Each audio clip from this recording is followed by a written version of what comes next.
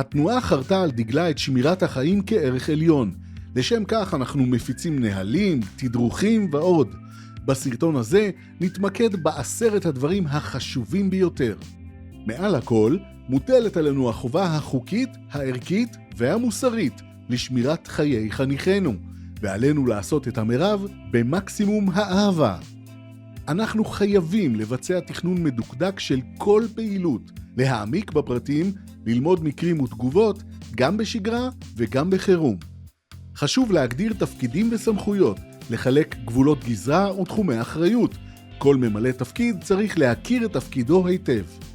יש להקפיד על תדרוכים לחניכים וגם לממלאי התפקידים לפני כל פעילות. חובתנו להזהיר, להנחות ולוודא שההנחיות מתמלאות.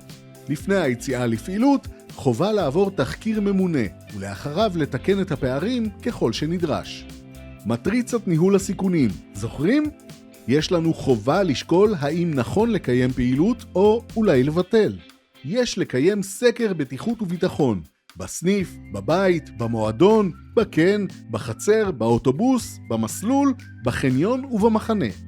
חובתנו לעדכן בזמן אמת. בשעת חירום עלינו למנוע הידרדרות במצב. עלינו להכיר מי הם חניכינו, בעיות, רגישויות, מחלות, ולדאוג לספור ולבדוק נוכחות בכל שינוי מצב במהלך הפעילות. ותמיד עלינו לציית לחוק ולחוזר מנכ"ל משרד החינוך, ולהקפיד להתעדכן בפרסומי פורום לקחים והנחיות של התנועה. לסיכום, נהיה כולנו מיומנים.